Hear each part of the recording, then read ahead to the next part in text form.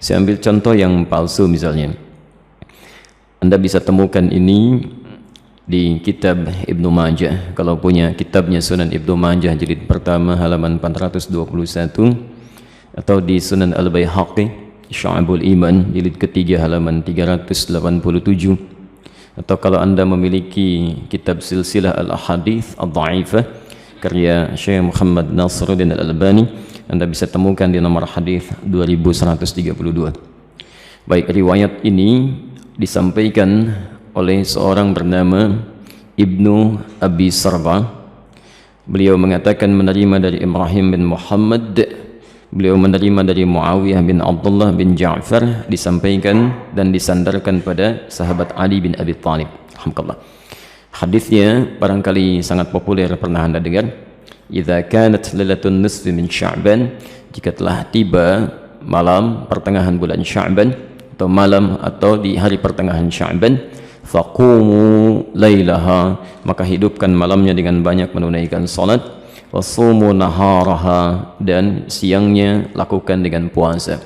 Faman min mustaghfirin, maka siapapun yang bermohon ampunan kepada Allah, maka Allah akan mengampuni orang yang memohon ampunan itu. Pernah dengar hadis ini? Itu statusnya palsu ya.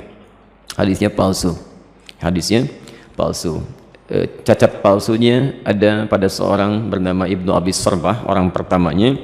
Ini dinilai oleh para ulama hadis sebagai orang yang sering memalsukan hadis. Adapun yang dhaif Anda bisa temukan di Asnal Matalib jilid pertama halaman 84. Itu disandarkan pada Aisyah radhiyallahu anha, bahwa satu kali beliau kehilangan Rasulullah sallallahu alaihi wasallam di malam pertengahan Sya'ban. Faqadtu Rasulullah sallallahu alaihi wasallam, dan itu bagian Rasulullah menginap di rumah beliau. Ya, diduga beliau sedang ada di tempat istri yang lain. Dicari oleh Aisyah, ternyata sedang ditemukan di Baqi. Ya, beliau sedang berdoa kepada Allah Subhanahu wa taala agar sekiranya Allah berkenan mengampuni para muslim yang telah wafat di pemakaman Baqi. Ya, maka Rasulullah menyampaikan, katakanlah Aisyah, hari ini Allah mengamati kepada manusia dan mengampuni orang-orang memohonkan ampunan. Ini statusnya dhaif, tapi juga disahihkan oleh Syekh Muhammad Nasiruddin Al-Albani. Yang sahih itu riwayat Abu Musa Al-Ash'ari.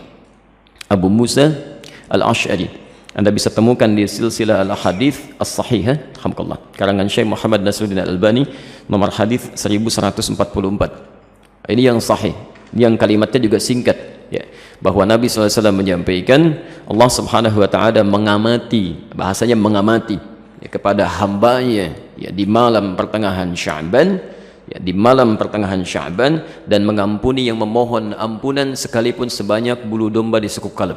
Itu yang sahih ya. Ini sebetulnya semakna dengan hadis-hadis qudsi yang disampaikan orang pertamanya 31 orang sahabat senior, dan itu biasa keutamaan-keutamaan malam. Misal yanzilu rabbuna tabaraka wa ta'ala, Allah kemudian ya menghamparkan rahmatnya ke langit dunia kepada hambanya setiap sepertiga malam.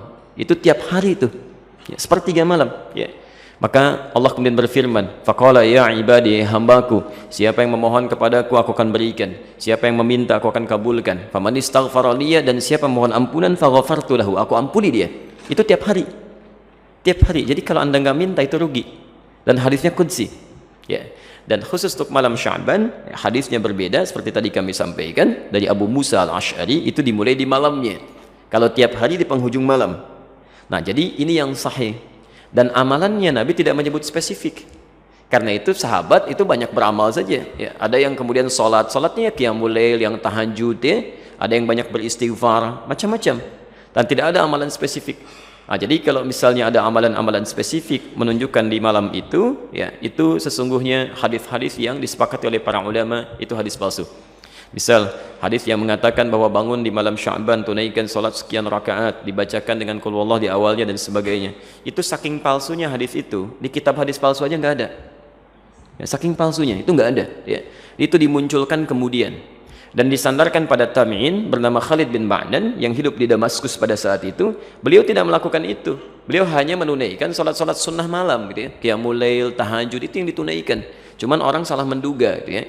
Jadi kalau Anda ingin hidupkan malamnya dengan ibadah-ibadah sunnah, silakan saja, boleh. Qiyamul lail, tahajud, baca Quran, istighfar, itu standar, biasa. Dan ada keutamaan di situ. Kalau siangnya ingin puasa, boleh. Puasa ayyamul bid. Masya Allah, sekarang kan merangkai itu. Kamis tanggal 12 kan kemarin, Jumatnya 13, Sabtu 14, sekarang 15. Antum masih boleh puasa. Ya, sekali khair. Baik, jadi sah-sah saja kalau siangnya ingin puasa, tapi jangan disandarkan pada keterangan-keterangan hadis yang bermasalah. Ya. Termasuk ada yang fenomenal itu ya. Jadi zaman dulu nggak ada, sekarang ada tuh. Ya, bahwa pada saat pertengahan Sya'ban buku amalan manusia ditutup. Ya. Pernah dengar itu? Baik, kalau ditutup artinya amalan kita nggak dicatat karena ditutup. Di antum bebas saja lakukan apa aja tuh karena nggak dicatat tuh. Ya. Mau pinjam handphone teman, mau ngambil sandal di Baitur Rahim karena nggak dicatat tuh. Ya, karena ditutup ternyata nggak dicatat. Dan mustahil buku catatan amal seorang hamba ditutup kecuali dia telah wafat. Ya telah wafat. Dia ditutup tuh setelah wafat. Kalau dia masih hidup, dia pasti terbuka. Masih terbuka dia. Dan semua akan ditulis dan ditampakkan di akhirat nanti. Dalilnya sahih. Faman ya'mal mithqala dzarratin khairan yarah. Siapa yang berbuat satu kebaikan akan ditampakkan sekecil apapun. Ya, wa may ya'mal mithqala dzarratin syarran yarah. Yang ada hanyalah pena yang diangkat, yang tidak dituliskan. Itu pun bukan di pertengahan Sya'ban atau bahkan di Ramadan, bukan. Hanya dikhususkan pada 3 golongan tertentu. Rafi'al qalam an thalathin, kan? Atau an thalathah. Diangkat pena, tidak dituliskan hisabnya dari 3 golongan. Anis sabiyyi hatta yahtalima, dari anak kecil sampai dia balik. Jadi kalau anak kecil tidak sholat, dia nggak dihisab oleh Allah sebelum dia balik. Itu diangkat penanya, tapi bukunya masih terbuka, catatannya ada. Dia. Tayyib. Kemudian siapa lagi? Wa anil majnuni hatta yufiqa. Ya, anil majnuni hatta yufiqa. Dari orang yang terganggu ya, kesadarannya, baik sampai dia sadar kembali. Yang disebut tidak waras dan sebagainya gitu ya. Tayyib. Nah itu tidak dihisab, tidak dihitung. Jadi kalau dia naik misalnya ngambil mangga Anda, dia lempar, kemudian dia ambil mangganya, Anda nggak usah marah karena Allah pun nggak hisab. Ya, Allah tidak hisab. Jelas ya? Karena dia melakukan amalan berdasarkan bukan karena kesadarannya. Dan yang terakhir, anin naimi hatta yastaiqidha. Ya, dari orang yang tidur sampai dia bangun. Jadi kalau misalnya ada di antara antum, ya tertidur, kemudian subuh lewat sampai jam 10 itu belum dihisab tuh. Nah, saat bangunnya di situ dia tempat sholatnya. Ya, tapi bukunya tetap terbuka, nggak ditutup ya. Kalau ditutup artinya sudah meninggal dunia, sudah selesai. Baik.